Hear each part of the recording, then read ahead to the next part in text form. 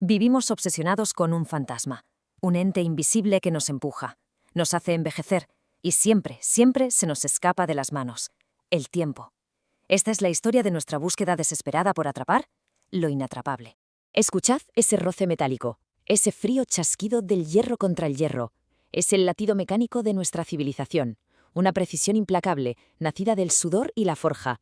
Pero para entender este clímax de engranajes perfectos, tenemos que viajar al pasado, muy al pasado.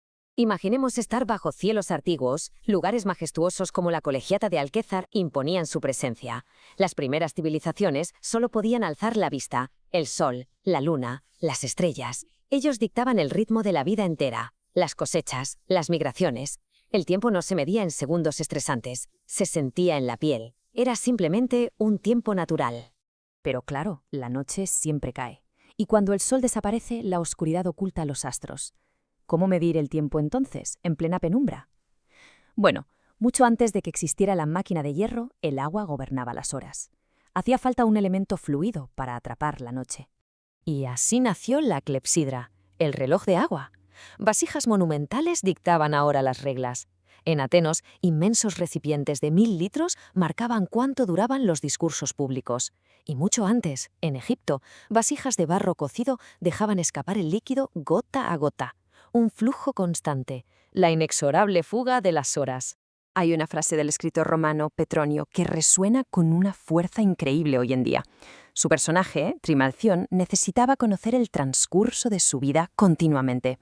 Y esto refleja nuestra ansiedad más profunda, ese miedo visceral a la mortalidad, la necesidad, casi angustiosa, de poseer el tiempo que se nos agota.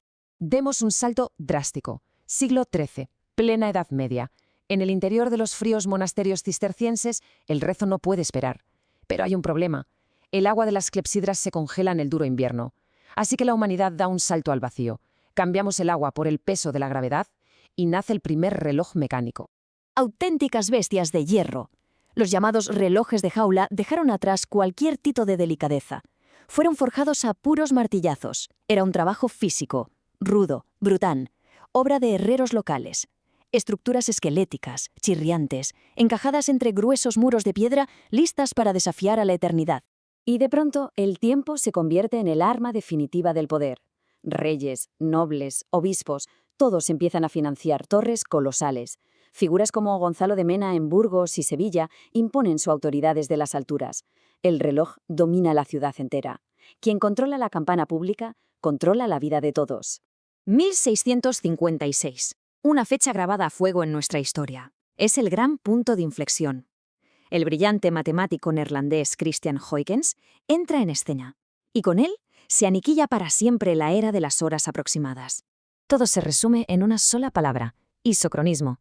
Huygens toma una observación fundamental de Galileo y la convierte en tecnología pura. Descubre que las oscilaciones pequeñas de un péndulo tardan exactamente lo mismo en completarse, sin importar su amplitud.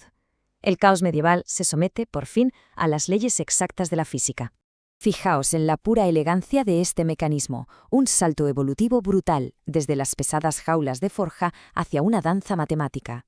El peso cae, el engranaje gira, el péndulo oscila trazando la perfección en el aire. La inexactitud se reduce de forma drástica. Llegamos a 1680. El reloj encuentra por fin su latido definitivo. El inglés William Clement populariza el escape de áncora, y es justo aquí, en este preciso mecanismo, donde nace ese sonido icónico que todos tenemos grabado en la memoria, el famoso tic-tac. A veces las inscripciones ocultas en el metal revelan legados fascinantes. Fabricado en Biescas. Décadas de conocimiento transferido de padres a hijos. La familia Lacasa en el Alto Aragón dejó su huella en piezas de hierro que han latido sin descanso durante más de un siglo. Generaciones enteras, literalmente, forjando el tiempo. Es una complejidad mecánica deslumbrante. Cada diente, cada pivote, es absolutamente vital en esta coreografía. El mecanismo de áncora atrapa la rueda de escape. Detiene la fuerza inmensa de los engranajes por una fracción de segundo. Y luego la libera. Atrapa, libera. Atrapa, libera.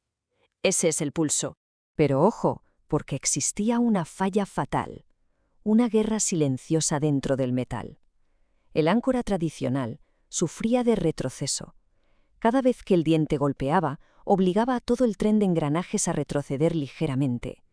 Era un choque violento y constante, fricción pura que devoraba la precisión de la máquina. Y aquí es donde la ingeniería da su siguiente golpe maestro.